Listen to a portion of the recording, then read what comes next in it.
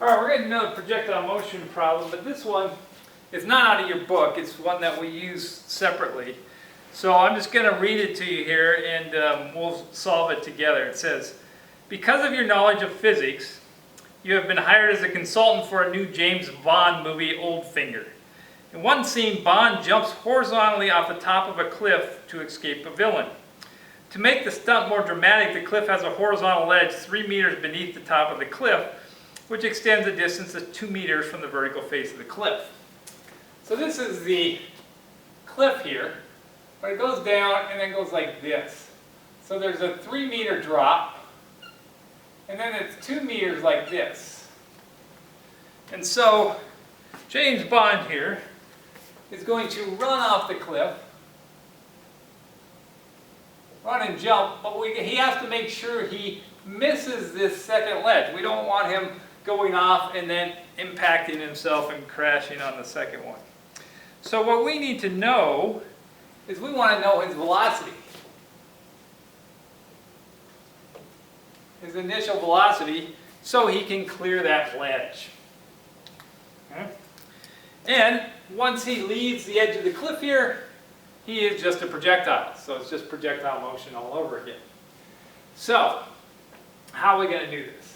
Well, we know the distance it is away, and we know the height here, right? We do also know that his initial velocity is going to be only in the x direction. So it's v naught x is what we're trying to find. V naught y is going to be equal to 0. He's not jumping up, he's just running off the edge. Okay. All right, so what we really need to know is how long it takes him to fall this far. If we know that, then we can figure out how fast he has to go to make that distance. Because remember, in the x direction, we have very few equations. We only have this one right here. X naught plus v naught x t. And so we know x is 2 meters. We need to know the time so we can figure out the velocity, because that's what we're ultimately looking for. This is going to be 0 right here. So again, we have to get time. And we're going to use the y direction to get the time. And in the y direction, we're going to use the first equation again, where we know the height. And so we're going to call this height here 0. So its initial height is 3. So this is going to be 0 is equal to 3. This is 0 minus 1/2 times 9.8 times t squared. Or we're going to rearrange this and we're going to say, I'm going to move this over here, this becomes negative, but when you multiply through, the negative goes away. So this is 3 times 2 divided by 9.8 is equal to t squared, or t is equal to the square root of 3 times 2 divided by 9.8. That gives us the time it takes him to fall to the height of that ledge. And when we calculate that, we get that the time is 0.782 seconds.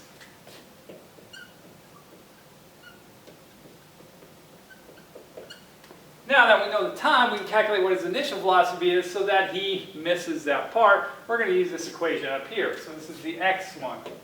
X is equal to v naught x times t, because that's 0. We're going to solve this for v naught x, which is just x over t, or in this case, our distance x is 2 meters divided by 0.782, and we get that he has to run with an initial velocity of 2.6 meters per second. Can somebody run that fast? Yeah, actually easily. So that's not a problem.